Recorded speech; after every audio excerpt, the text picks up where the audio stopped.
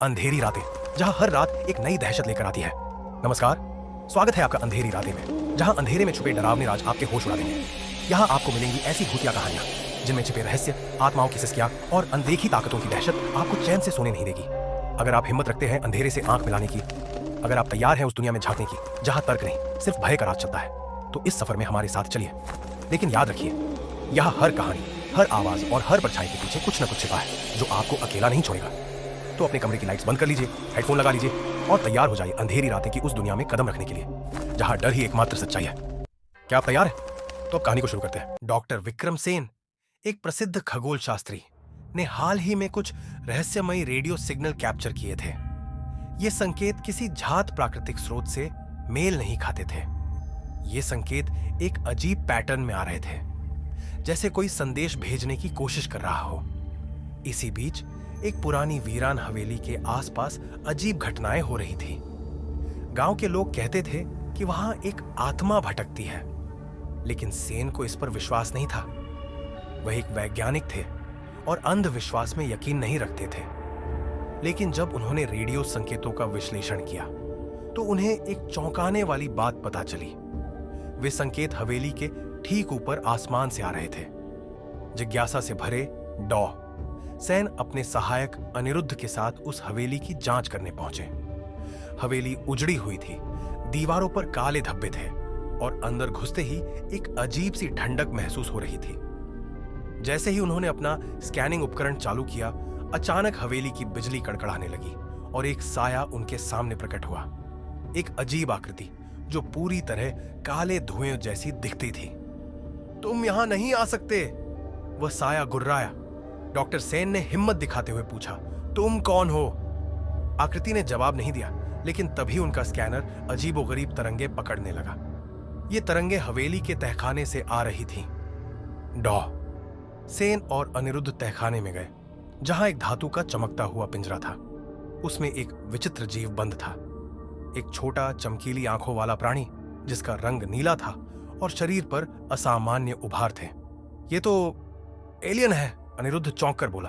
हाँ, और मुझे लगता है कि यह आत्मा इसका पहरेदार है, डॉक्टर सेन ने अनुमान लगाया। अचानक साया हवा में घुलने लगा और बोला, तुम इसे नहीं छुड़ा सकते। अगर यह मुक्त हुआ तो पृथ्वी पर अकल्पनीय खतरा आ जाएगा।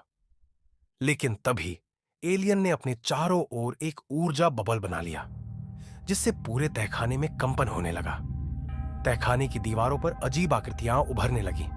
ये किसी दूसरी दुनिया के नक्शे जैसे लग रहे थे। सैन को एहसास हुआ कि यह एलियन असल में पृथ्वी पर आया नहीं था, बल्कि यह किसी दूसरे आयाम से जुड़ा था। और वह भूत, वह कोई आत्मा नहीं थी, बल्कि एक परलौकिक प्रहरी था जो इस जीव को पृथ्वी से जाने नहीं देना चाहता था। अचानक एलियन गुर्राया और हवा में तैरने लगा। हवेली की दीवारें कांपने लगी। एक पोर्टल खुल गया, जिसमें अंधकार के बीच एक विशाल छाया झांक रही थी, जैसे कोई और भयावह शक्ति अंदर आने की कोशिश कर रही हो। डॉ सैन को अब समझ आया, अगर एलियन मुक्त हुआ तो यह शक्ति भी पृथ्वी पर आ जाएगी। डॉक्टर सेन ने तुरंत एक यंत्र निकाला और हवेली में मौजूद चुंबकीय क्षेत्र को अस्थिर कर दिया। इससे पोर्टल अस्थिर हो गया और एलियन दर्द से चीख पड़ा। साया, जो अब धीरे धीरे मजबूत हो रहा था, बोला, तुमने सही किया। यह जीव यहां फंसा नहीं था, बल्कि इसे रोक कर रखा गया था। जैसे ही एलियन पोर्टल के अंदर खिंच गया, हवेली कांपने लगी और अचानक सब कुछ शांत हो गया। डॉ सेन और अनिरुद्ध ने एक दूसरे की तरफ देखा। वे अभी अभी एक भूत और एक एलियन के बीच हुई लड़ाई के गवाह बने थे। लेकिन जैसे ही वे बाहर निकले, रेडियो पर फिर से वही संकेत आने लगे। क्या वाकई कहानी खत्म हो चुकी थी, या कुछ और भयावह आने वाला था? डॉक्टर विक्रम सेन और अनिरुद्ध ने जैसे ही हवेली से बाहर कदम रखा, आसमान में बादल घेर आए। हवेली के अंदर जो भी हुआ था, उसका प्रभाव सिर्फ वहां तक सीमित नहीं था। सेन का पोर्टेबल रेडियो रिसीवर अचानक फिर से वही अजीब संकेत पकड़ने लगा, लेकिन इस बार संकेतों का पैटर्न थोड़ा अलग था, जैसे कोई नई चेतावनी भेज रहा हो। सर, ये संकेत अब भी आ रहे हैं, लेकिन ये पहले से तेज और अधिक जटिल हो गए हैं, अनिरुद्ध ने घबराई आवाज में कहा। सेन ने गहराई से सोचा। अगर एलियन पोर्टल के भीतर चला गया था तो ये संकेत अब क्यों आ रहे थे? कहीं ऐसा तो नहीं कि कुछ और आ चुका था? रात के समय वे अपने लैब में वापस लौट आए। उन्होंने सिग्नल को डिकोड करने की कोशिश की और जैसे जैसे डिकोडिंग पूरी होती गई उनके चेहरे की रंगत उड़ती गई। संदेश था, गलती हो गई, हमने उसे जाने दिया, अब वह आ रहा है, बचो। डॉक्टर सेन और अनिरुद्ध के हाथ पांव ठंडे पड़ गए। किसने यह संदेश भेजा था? वह एलियन या वह रहस्यमयी साया? तभी लैब की लाइट्स झपकने लगी। उपकरण अचानक बंद हो गए। खिड़की के बाहर आसमान में एक विचित्र नीली रोशनी तैरने लगी और पृथ्वी पर अजीबोगरीब परछाइयां पड़ने लगी, जैसे कोई अदृश्य जीव वहां खड़ा हो। डॉ सेन ने अपनी स्पेक्ट्रल एनालाइजर मशीन ऑन की, जो अदृश्य चीजों को देखने में मदद करती थी। स्क्रीन पर जो दिखा वह रोंगटे खड़े कर देने वाला था। हवा में कई अदृश्य आकृतियां तैर रही थीं। वे इंसानों की तरह नहीं दिखती थी। उनकी शक्ल डरावनी, विकृत और अनजानी थी। ये चीजें कहां से आईं? अनिरुद्ध बुदबुदाया। डॉक्टर सेन समझ गए। वो एलियन दरअसल एक कैदी था और वह हवेली की आत्मा उसका पहरेदार थी। लेकिन जैसे ही उन्होंने उसे छोड़ा, उसने अनजाने में उन चीजों के लिए रास्ता खोल दिया जो उससे भी ज्यादा खतरनाक थी। रात गहराती जा रही थी। शहर में बिजली बार बार गुल हो रही थी। सड़कों पर अजीब चीखें गूंज रही थीं। लोग कह रहे थे कि कुछ अदृश्य चीजें हवा में दौड़ रही थीं, छतों पर चल रही थीं और अचानक लोगों को पकड़कर गायब कर रही थी। डॉ सेन और अनिरुद्ध ने सुरक्षा कैमरों के फुटेज चेक किए, लेकिन उनमें सिर्फ तेजी से हिलती हुई परछाइयां और झिलमिलाते अंधेरे के साए दिख रहे थे। हमें कुछ करना होगा, वरना ये पूरी दुनिया को खा जाएंगी। डॉक्टर सेन को एक ही उपाय सूझा। उन्हें उसी हवेली में वापस जाना होगा और उस साए से मदद लेनी होगी। वह साया इस पोर्टल का असली प्रहरी था और शायद वही इन दैत्याकार परछाइयों को रोक सकता था। वे दोनों रात के अंधेरे में हवेली पहुंचे। हवेली के अंदर एक अजीब सन्नाटा पसरा था, लेकिन जैसे ही वे तहखाने के पास पहुंचे, वहां एक परिचित आकृति खड़ी थी। वह रहस्यमयी भूतिया साया। तुमने उसे मुक्त कर दिया, अब यह सब तुम्हारी जिम्मेदारी है। डॉक्टर सेन ने कांपती आवाज में पूछा। हम इसे कैसे रोक सकते हैं? साया की आंखें लाल हो गईं।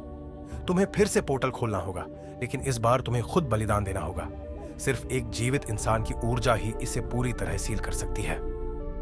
डॉ सेन स्तब्ध रह गए। क्या वे खुद को कुर्बान कर देंगे? तभी अनिरुद्ध बोला, सर, आप नहीं, मैं जाऊंगा। नहीं, डॉक्टर सेन चिल्लाए। लेकिन इससे पहले कि वे कुछ कर पाते, अनिरुद्ध ने हवेली के बीचों बीच खड़े होकर मशीन ऑन कर दी। हवा में एक विशाल भंवर खुलने लगा और परछाइयां चीखती हुई उसकी ओर खींचने लगी।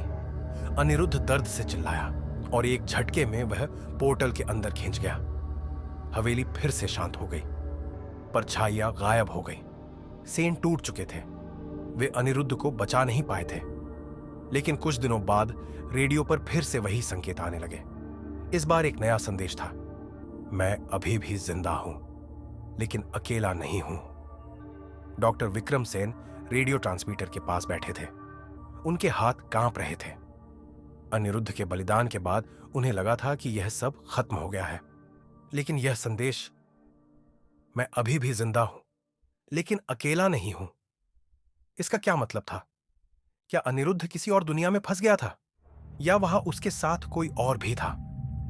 डॉक्टर सेन ने तुरंत संदेश का विश्लेषण शुरू किया। तरंगों की फ्रीक्वेंसी पहले की तुलना में अलग थी, जैसे यह संदेश किसी दूसरी जगह से आ रहा हो, किसी ऐसे स्थान से जो हमारे भौतिक नियमों से अलग हो।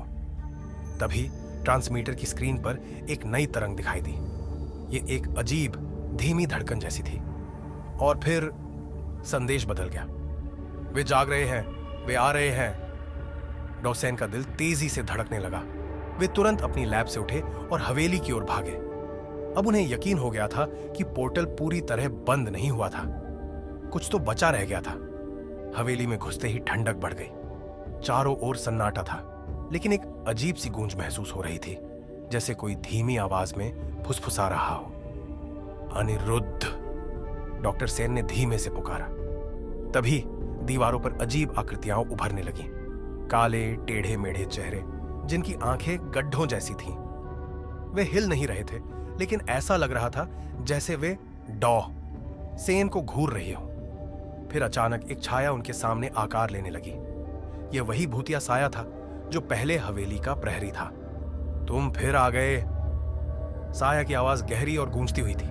अनिरुद्ध जिंदा है, मैंने उसका संदेश सुना, डॉक्टर सेन ने लगभग चिल्लाते हुए कहा। साया ने कुछ देर चुप रहकर उन्हें देखा, फिर धीमे से बोला, हां, वह जिंदा है, लेकिन वह अब इंसान नहीं रहा। डॉ सेन सन्न रह गए। क्या मतलब? साया ने अपने लंबे धुंधले हाथों से हवेली की जमीन पर इशारा किया। वहां फर्श पर कुछ चमकने लगा। धीरे धीरे जमीन पर एक गोलाकार आकृति उभर आई, एक पोर्टल का अर्ध खुला द्वार। यहां देखो। सेन ने झुककर उस पोर्टल के अंदर झांका, और जो उन्होंने देखा उससे उनकी रीढ़ में ठंडक दौड़ गई। अंदर एक और दुनिया थी, अंधकारमय, विकृत और अजीब। हवा में विशाल काले जीव तैर रहे थे, जिनकी आकृतियां लगातार बदल रही थी। जमीन पर सफेद रंग की परछाइयां दौड़ रही थी, जैसे अधूरी आत्माएं किसी चीज से भाग रही हो। और फिर उन्होंने उसे देखा, अनिरुद्ध। लेकिन यह वह अनिरुद्ध नहीं था जिसे वे जानते थे। उसका शरीर आधा पारदर्शी हो चुका था, जैसे वह धीरे धीरे इस नई दुनिया का हिस्सा बनता जा रहा हो। उसकी आंखें चमक रही थीं और उसकी त्वचा पर अजीब चिन्ह उभर आए थे। डॉ सेन के मुंह से कोई शब्द नहीं निकला। अनिरुद्ध ने उनकी तरफ देखा और धीमे से कहा, सर, मुझे मत छोड़िए। डॉ सेन तुरंत पोर्टल के अंदर जाने के लिए झुके, लेकिन तभी साया ने उन्हें पीछे खींच लिया। नहीं, मुझे उसे बचाना होगा, डॉक्टर सेन चिल्लाए। अब बहुत देर हो चुकी है, अगर तुम अंदर गए तो कभी वापस नहीं आ पाओगे। लेकिन डॉ सेन ने हार नहीं मानी। उन्होंने अपनी जेब से वह यंत्र निकाला जिससे पहले पोर्टल को अस्थिर किया था। अगर वे इसे फिर से सक्रिय कर दें तो शायद वे अनिरुद्ध को बाहर खींच सकते थे। उन्होंने मशीन चालू की। बिजली की धाराएं हवेली में दौड़ने लगी। पोर्टल का किनारा कांपने लगा। अनिरुद्ध ने अपना हाथ आगे बढ़ाया, लेकिन तभी एक विशाल आकृति अंधेरे से निकलकर अनिरुद्ध के पीछे आ गई। यह वह शक्ति थी जो अनिरुद्ध को पूरी तरह अपने अंदर समाने वाली थी। उसकी आंखों में जलती हुई लाल रोशनी थी और उसके चारों ओर काले धुंधले हाथ लहरा रहे थे। डॉ सेन ने अनिरुद्ध की ओर हाथ बढ़ाया, लेकिन तभी एक झटका लगा। एक जोरदार धमाका हुआ। हवेली हिल गई। पोर्टल अचानक बंद हो गया। सब कुछ खत्म हो गया। सेन अकेले खड़े थे। हवेली फिर से शांत हो चुकी थी। पोर्टल पूरी तरह सील हो गया था। अनिरुद्ध चला गया था, लेकिन फिर उनके रेडियो पर फिर से एक नया संदेश आया। ध्यान से देखो, मैं अब भी यहां हूं। Doctor Vikram Sen radio transmitter के सामने बैठे थे। उनका दिल धड़क रहा था। ध्यान से देखो, मैं अब भी यहां हूं। यह संदेश अनिरुद्ध का ही था। इसका मतलब वह पूरी तरह नहीं खोया था। डॉक्टर सेन ने तुरंत अपनी मशीनें ऑन की और पोर्टल को फिर से खोलने की कोशिश करने लगे। हवेली के तहखाने में अब भी कुछ ऊर्जा बची हुई थी। अगर मैं एक बार और कोशिश करूं तो शायद। उन्होंने अपनी ऊर्जा प्रवर्धक मशीन को पोर्टल की दरार पर लगाया और बिजली का संचार किया। अचानक फर्श पर वही गोलाकार आकृति फिर से उभरने लगी। पोर्टल दोबारा सक्रिय हो रहा था, लेकिन इस बार दूसरी ओर अंधकार नहीं था। वे देख सकते थे अनिरुद्ध अभी भी आधा पारदर्शी था, लेकिन उसकी आंखों में पहचान झलक रही थी। सर, मुझे खींचिए। डॉक्टर सेन ने एक मोटी ऊर्जा किरण पोर्टल के अंदर भेजी। जैसे ही वह अनिरुद्ध से टकराई, उसकी पारदर्शिता कम होने लगी। वह फिर से ठोस रूप लेने लगा, लेकिन तभी अंधेरे में से वही भयानक आकृति प्रकट हुई जिसने उसे पहले कैद कर लिया था। तुम उसे वापस नहीं ले जा सकते। डॉक्टर सेन ने पूरा बल लगाया और मशीन की ऊर्जा को बढ़ा दिया। अब तुम कुछ नहीं कर सकते। एक जोरदार बिजली कौंधी और अंधेरे की आकृति चीख पड़ी। अनिरुद्ध ने अंतिम छलांग लगाई और वह पोर्टल के पार आ गया। जैसे ही वह बाहर गिरा, पोर्टल ध्वस्त हो गया। सब खत्म हो गया था। डॉ सेन ने अनिरुद्ध को देखा। वह पूरी तरह सामान्य था। आपने मुझे बचा लिया सर। अनिरुद्ध की आंखों में आंसू थे। डॉ, सैन मुस्कुराए। मैं तुम्हें कभी खोने नहीं देता। हवेली अब शांत थी। पोर्टल हमेशा के लिए बंद हो चुका था। वे दोनों सूरज की पहली किरण के साथ बाहर निकले, यह जानते हुए कि उन्होंने सिर्फ अनिरुद्ध को ही नहीं बल्कि पूरी दुनिया को एक नए खतरे से बचा लिया था।